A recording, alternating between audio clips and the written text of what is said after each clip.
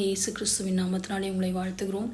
இந்த நாளிலும் நாம் இன்னும் ஒரு அற்புத சுகத்தை நம்முடைய ஆண்டவராக இயேசு கிறிஸ்து இந்த பூமியிலே மனிதனாக வாழ்ந்த பொழுது அவர் அநேக அற்புதங்களை செய்தார், அநேக அதிசயங்களை செய்தார், அநேகருக்கு சுகத்தை கொடுத்தார். அப்படியான ஒரு அற்புதமான சுகத்தை குறித்தும் அதன் மூலமாய் அவர் தம்முடைய எந்த சுபாவத்தை வெளிப்படுத்தினார் என்பதை குறித்தும் இந்த நாளிலும் நாம் தியானிக்க இருக்கிறோம். ஸோ அதற்காக நாம் மத்தேயு எழுதின சுவிசேஷத்தை புத்தகத்தை எடுத்துக்கொள்வோம். அதில் 15வது அதிகாரத்திலே இந்த சம்பவத்தை குறித்து நாம் பார்க்கலாம். 15வது அதிகாரத்திலே 21வது வசனம் முதல் 28வது வசனம் வரை மத்தேயு இந்த சம்பவத்தை குறித்து விவரித்திருக்கிறார்.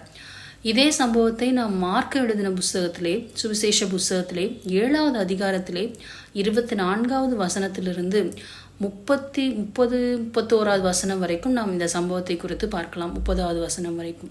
சரி, இதில் என்ன சம்பவம் விவரிக்கப்பட்டிருக்கிறது அப்படி என்று பார்ப்போமானால், ஒரு கானானிய ஸ்திரீ என்று மத்தேயு சொல்லுகிறார். மார்க் என்ன சொல்லுகிறார்? இன்னும் சற்று விவரமாக இந்த ஸ்திரீ ஆக்சுவலாக ஒரு கிரேக்க ஸ்திரீ. இவங்க சீரோஃபினிக்கியா தேசத்தாள் அப்படின்னு சொல்கிறாங்க. அந்த தேசத்தில் வசிக்கிற ஒரு கிரேக்க ஸ்திரீ. நமக்கே நன்கு தெரியும், அந்த காலத்திலேயே கிரேக்கர்கள் நாகரிகத்தில் கொஞ்சம் உயர்ந்தவர்களாக தான் காணப்பட்டாங்க. அங்கே இருக்கிற ஸ்திரீகள்லாம் கணம் ஸ்திரீகளாக காணப்பட்டாங்கன்ட்டு. அப்படிப்பட்ட ஒரு ஸ்திரீயை குறித்து தான் இந்த சம்பவத்தில் விவரிக்கப்பட்டிருக்கு. ஆண்டவராக இயேசு கிறிஸ்து என்ன பண்ணுறாருன்னா, அவர் தன்னுடைய சுவிசேஷ பிரயாணத்தில் தீரு சீதோன் எல்லைகளுக்கு வராரு. அங்கே தனியாக ஒரு வீட்டில் இருக்கலாம் அப்படின்னு சொல்லிட்டு ஒரு வீட்டுக்கு போகிறாரு. ஆனால் இந்த ஸ்திரீ என்ன பண்ணிட்டாங்க, ஆண்டவர் அங்கே வரான்னு கண்டுபிடிச்சு இந்த செய்தி தெரிஞ்ச உடனே ஆண்டவர்கிட்ட ஒரு உதவி கேட்கறதுக்காக இவங்க வராங்க. அவங்க பின்னாடி கூப்பிட்டுட்டே வராங்க. என்னன்னு கூப்பிடுறாங்க தெரியுமா? தாவீதின் குமாரனே எனக்கு இறங்கும், ஆண்டவரே தாவீதின் குமாரனே எனக்கு இறங்கும் அப்படின்னு சொல்லிட்டு அவங்க கூப்பிடுறாங்க. இதில் என்ன அதிசயம் இருக்குது, இதில் என்ன வித்தியாசம் இருக்குன்னு பார்த்தீங்கன்னா, அவங்க இஸ்ரவேல் குமாரத்தி கிடையாது. அவங்க ஒரு அந்நிய தேசத்தை சார்ந்தவர்கள். அந்த காலத்துலலாம் பார்த்தீங்கன்னா, தாவீது ராஜாவானப்போ பெலிஸ்தியர்கள்லாம் தாவீதை பிடிக்கணும், எப்படி ராஜா வாங்கலான்னு சொல்லிட்டு அவனை கொல்றதுக்காக எல்லாரும் சேர்ந்து வந்தாங்க. அதனால அவங்களாம் எந்த அளவுக்கு தாவீதை பகைச்சிருக்காங்க அப்படின்றது நமக்கு நல்லா தெரியும். இவங்க ஒரு அந்நிய ஸ்திரீயாக இருந்துட்டு இவங்க ஆண்டவரை என்னன்னு கூப்பிட்றாங்க, தாவீதின் குமாரனேன்னு கூப்பிடுறாங்க. இதை யார் செஞ்சா? முன்னாடி குருடர்கள் தான் ஆண்டவரை தாவீதின் குமாரனே எனக்கு இறங்கும் அப்படின்னு சொல்லிட்டு கேட்டாங்க. ஏன்னா இஸ்ரவேலுக்கு தான் அவங்களோட வம்ச வரலாறு தெரியும். ஆண்டவர் தாவீது கோத்திரத்தில் தான் மேசியாவாக பிறக்க போறான்னு தெரியும். அதனால அவங்களோட நம்பிக்கை அது. அப்படிதான் ஆண்டவரும் பிறந்தார். ஆனால் இவங்க ஒருவேளை இதை குறித்து கேள்விப்பட்டிருக்கலாம். அதனால இவங்களும் நம்மளும் தாவீதின் குமாரனேன்னு கூப்பிட்டா ஆண்டவர் நமக்கு உதவி செய்வார். குருடர்கள் கூப்பிட்டப்ப ஆண்டவர் அவங்கள கூப்பிட்டு வர வச்சு கேட்டார், உனக்கு நான் என்ன செய்ய வேண்டும் என்று இருக்கிறான்னு கேட்டாரு. என்கிட்ட அந்த வல்லமை இருக்குன்னு நீ நினைக்கிறியான்னு கேட்டு உடனே சுகம் கொடுத்தார். ஆனால் இந்த ஸ்திரீனோட விஷயத்தில் என்ன எழுதப்பட்டிருக்குன்னா, நம்ம மத்தேயு 15வது அதிகாரம் 21 வசனத்துலேருந்து படிக்கும் பொழுது அவங்க பின்தொடர்ந்து வந்தார்களாம். கூப்பிட்டு கொண்டே பின்தொடர்ந்து வந்தார்கள். என்ன கூப்பிடுறாங்க? ஆண்டவரே தாவீதின் குமாரனே எனக்கு இறங்கும், என்னுடைய மகள் பிசாசினால் கொடிய வேதனைப்படுகிறாள், அவளுக்கு நீங்கள் உதவி செய்யணும் அப்படின்னு அவங்க சொல்லி கூப்பிடுறாங்க. ஆனால் ஆண்டவர் பதிலே சொல்ல. எவ்வளோ நேரம் பதிலே சொல்லன்னு பார்த்தீங்கன்னா, அவர் அந்த வீட்டுக்கு வர வரைக்கும் ஆண்டவர் பதிலே சொல்ல. இவங்க சீஷர்களுக்கெல்லாம் ரொம்ப ஆச்சரியமாக இருந்தது. ஏன்னா எப்போதுமே ஆண்டவர் சுகம் வேணும்னு யார் வந்தாலும் சுகம் அளிக்கிற தேவன். அதை தான் இவ்வளோ நாள் அவங்க பார்த்துருக்காங்க. யாரையுமே அவர் சுகமாக்காம திரும்ப வெறுமையாக அனுப்புனதே கிடையாது. விசுவாசத்தோட யாரெல்லாம் அவர்கிட்ட சுகத்தை கேட்டாங்களோ எல்லாருக்கும் அவர் சுகம் கொடுத்தார். ஏன் இவரே தேடி போய் கூட அந்த சூம்பின கையோட மனுஷனுக்கு தேவாலயத்தில் போய் தானே அவர் சுகத்தை கொடுத்தாரு, ஜெப ஆலயத்தில். ஆனால் இப்போ பார்த்தா இந்த ஸ்ரீ அதுவும் ஒரு பெண்ணாக இருக்கிறாங்க. அவங்க அவங்களோட என்ன சொல்கிறது, அவங்களோட எல்லாத்தையும் விட்டுட்டு அவங்க தேசத்தோடதெல்லாம் விட்டுட்டு ஆண்டவர்கிட்ட உதவி கேட்குறாங்க. ஆனால் ஆண்டவர் பதிலே சொல்ல மாட்டாரு. அப்போ வீட்டுக்கு வந்ததுக்கப்புறமா அந்த சீஷர்கள் என்ன பண்ணுறாங்க, இவங்க போயிட்டு ஆண்டவர்கிட்ட கேட்குறாங்க, ஆண்டவரே அந்த பெண் இப்படியே கூப்பிட்டுட்டே வந்துட்டே இருக்காங்களே, அவங்களுக்கு உதவி செய்யுங்கன்னு அவர்களை வேண்டி கொண்டார்கள் அப்படின்ட்டு மத்தேயு சுவிசேஷத்தில் எழுதப்பட்டிருக்கு. அப்போ ஆண்டவர் சீஷர்களுக்கு தான் இப்போ பதில் சொல்கிறார். அப்படியே அந்த பெண்ணுக்கு அந்த ஸ்திரீக்கு ஆண்டவர் பதில் சொல்ல, சீஷர்கிட்ட என்ன தெரியுமா சொல்கிறாரு, நான் ஃபஸ்ட்டு எதுக்காக இங்கே அனுப்பப்பட்டேன் தெரியுமா? நான் அனுப்பப்பட்டது காரணமே காணாமல் போன இஸ்ரவேலுடைய ஆடுகளை தேடுறதுக்காக தான் நான் அனுப்பப்பட்டேன். அவங்கள மறுபடியும் மந்தைக்குள்ளே சேர்த்து கொள்றதுக்கு தான் நான் அனுப்பப்பட்டேன் அப்படின்னு சொல்கிறாரு. அப்போ தான் இந்த ஸ்திரீ என்ன பண்ணுறாங்க, ஆண்டவரை பணிந்து கொள்கிறாங்க. அவங்க வந்து ஆண்டவரை பணிந்து கொண்டு அவரை வணங்கி கேட்குறாங்க. என்ன தெரியுமா கேட்குறாங்க, ஆண்டவரே எனக்கு உதவி செய்யுங்க அப்படின்னு கேட்குறாங்க.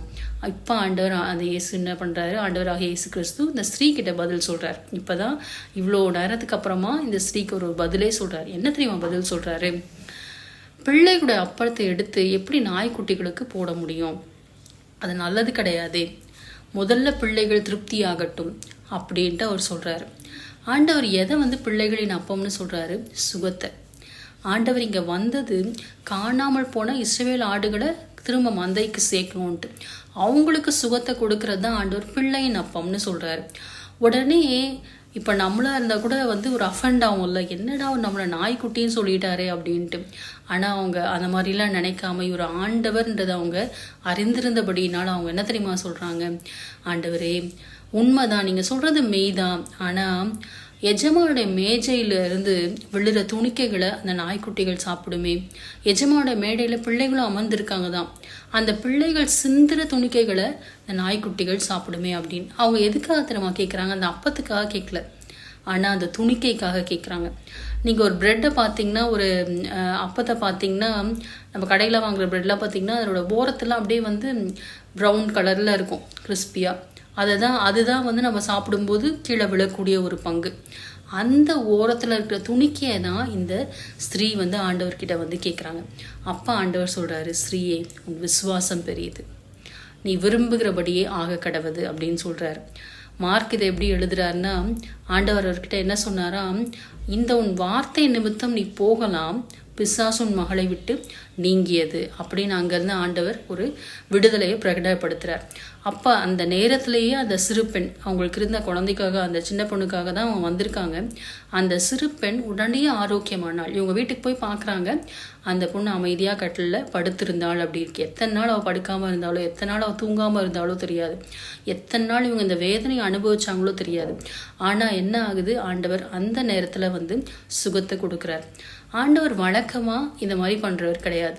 ஏன் வந்து இந்த ஸ்திரீனோட விஷயத்தில் ஆண்டவர் இந்த மாதிரி செய்தார், ஏன்னா அவளுடைய விசுவாசத்தை வெளியில் கொண்டு வரணும், அந்த விசுவாசத்தை உலகம் தெரிஞ்சுக்கணும். இன்றைக்கும் அந்த விசுவாசத்தை பற்றி நம்ம பேசுகிறோம். அது வந்து இருக்கிற விசுவாசத்திலேயே ஒரு கிரேட் ஃபெய்த். உன்னுடைய விசுவாசம் பெரியதுன்னு ஆண்டவரை அங்கீகரிக்கிறார்.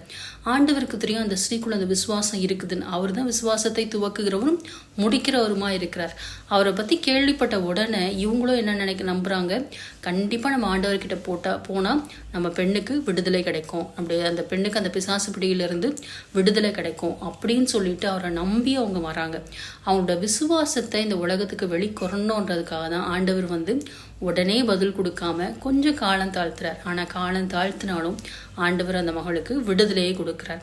சரி, இந்த விஷயத்துல ஆண்டவர் தம்மை எப்படி வந்து வெளிப்படுத்தினார், நீங்க உங்களால் ஏதாவது கெஸ் பண்ண முடியுதா? அவருடைய எந்த சுபாவத்தை வெளிப்படுத்தினார்னு பார்த்தீங்கன்னா, யோவானுடைய சுவிசேஷம் 6வது அதிகாரத்தில் 3 வசனங்கள், கிட்டத்தட்ட அநேக வசனங்கள்ல ஆண்டவர் வந்து இந்த சுபாவத்தை பற்றி சொல்கிறாரு. என்ன தெரியுமா சொல்கிறாரு, விசேஷமாக 48வது அதிகார வசனத்தில், யோவான் 6:48, நானே ஜீவ அப்பம் அப்படின்னு ஆண்டவர் சொல்கிறாரு. 35வது வசனத்துலையும் சரி, 51வது வசனத்துலையும் ஆண்டவர் என்ன சொல்கிறாரு, நானே ஜீவ அப்பம்னு சொல்கிறாரு. அப்போ அவரு தான் நமக்காக இறங்கி வந்த ஜீவ அப்பம்.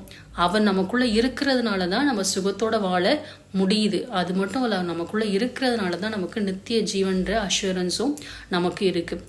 எப்படி வந்து ஆண்டவர் வந்து ஏன் இதை ஆண்டவர் சொன்னார் அப்படின்னு பார்த்தீங்கன்னா, ஆண்டவர் வந்து இந்த அப்பத்தை வந்து அவர் செய்த எல்லா செயல்களுமே ஒரு ஒழுங்கின் முறைப்படி தான் ஆண்டவர் வந்து செய்கிறார்.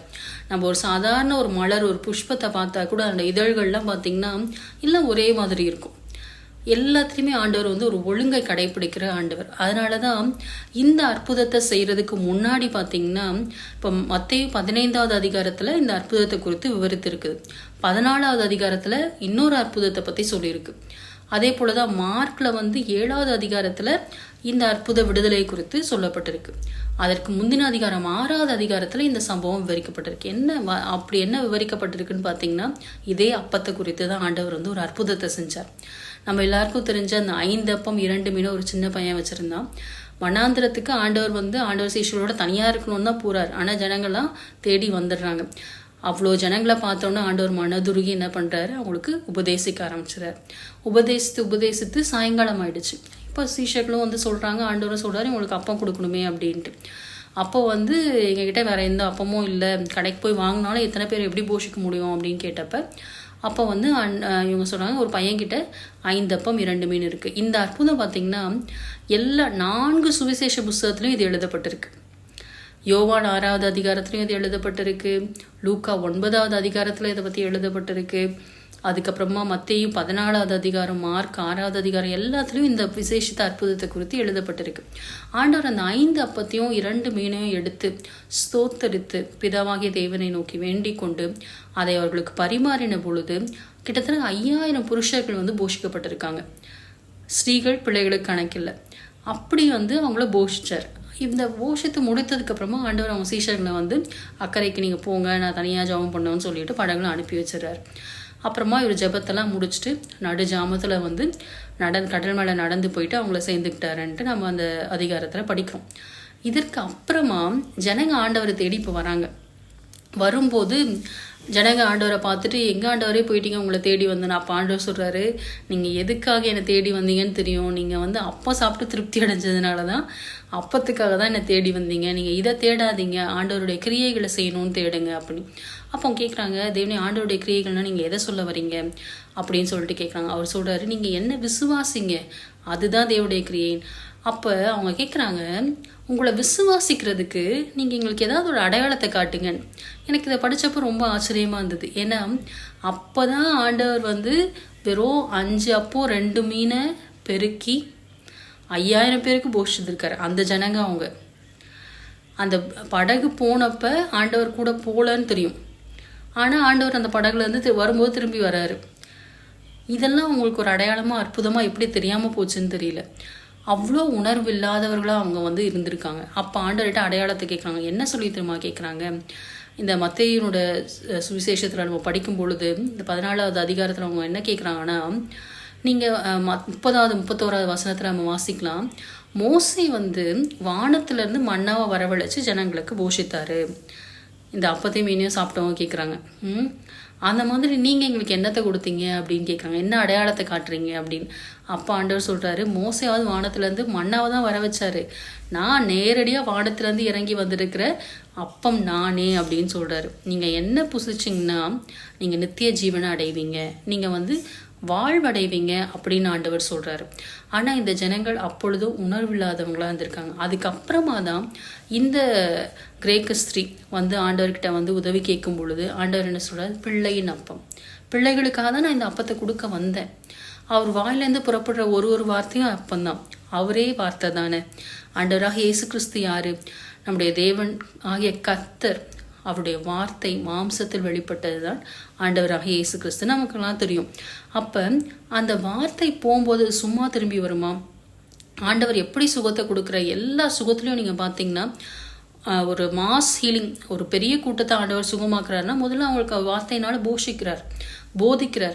அந்த வார்த்தைகள் போயிட்டு அவங்கள சுத்தமாக்குது. அதுக்கப்புறமா ஆண்டவருடைய சுகமாக்கும் வல்லமை போய் அவங்கள குணமாக்குது. இப்படி தான் நம்ம எல்லா அற்புதத்துலையும் பார்க்குறோம். எனக்கு சித்தம் உண்டு சுத்தமாக ஆண்டவர் தொட்டு சுகமாக்கினாலும் அவரோட வார்த்தையை ஆண்டவர் பயன்படுத்துகிறார். அந்த வார்த்தை போய் அவங்கள சுகமாக்குது. இப்படி அவர் வார்த்தையை அனுப்பி அனுப்பி அனுப்பி எல்லாரையுமே ஆண்டவர் வந்து சுகமாக்கி இருக்கிறார். அதனால அவரு தான் நம்மளுடைய ஜீவ அப்பம் அப்படின்னு நம்ம பார்க்குறோம். நான் தான் ஜீவ அப்பம் அப்படின்னு சொல்லிட்டு அவர் பிரசங்கம் பண்ணும் பொழுது, அதை தொடர்ந்து அவர் ஜெப ஆலயத்தில் பிரசங்கம் பண்ணும் பொழுது அவருடைய சீஷர்களே அநேகர் இடர் அடைந்தார்கள் அப்படின்னு போட்டிருக்கு. இதை நம்ம எங்கே பார்க்கலாம்னா, யோவான் எழுதின சுவிசேஷம் 6வது அதிகாரத்தில் நம்ம பார்க்கலாம். அதில் வந்து 60வது வசனத்தில் சொல்லப்பட்டிருக்கு, அவருடைய சீஷர்கள் அநேகர் இடரல் அடைந்தார். அவங்க என்ன சொல்கிறாங்க, இது ரொம்ப கடினமான ஒரு சப்ஜெக்ட் ஐயா அப்படின்னு சொல்கிறாங்க. போதகரே, இது வந்து இதை எப்படி புரிஞ்சிக்க முடியும்? நீங்கள் உங்கள் சரீரத்தை கொடுக்குறேன்னு சொல்கிறீங்க, உங்கள் ரத்தத்தை பானம் பண்ண சொல்கிறீங்க. ஏன்னா வந்து ஆண்டவர் அது இன்னும் சிலுவைக்கு போல, அதனால் அவங்களால அதை புரிஞ்சிக்க முடியல, அந்த ஆவிக்குரிய அர்த்தத்தையும் அவங்களால புரிஞ்சிக்க முடியல.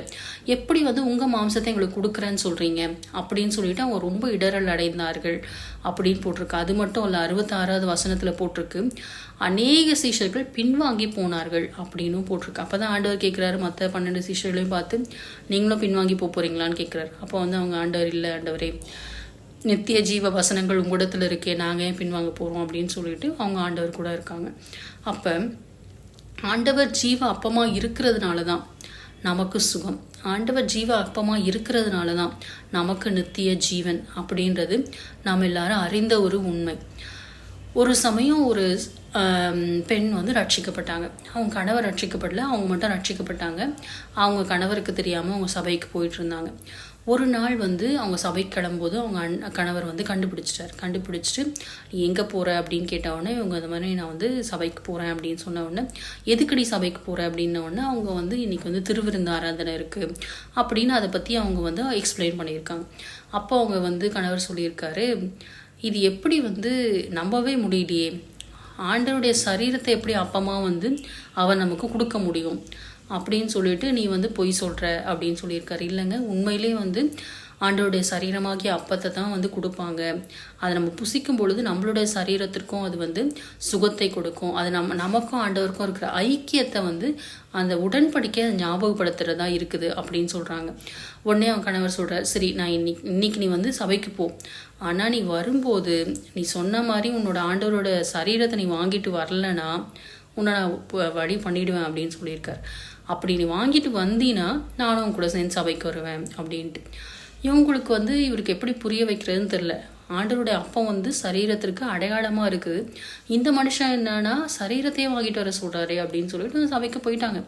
போயிட்டு ஜெபம்லாம் முடிச்சுட்டு ஆராதனைலாம் முடிஞ்சதுக்கப்புறமா திருவிருந்து பரிமாறினாங்க.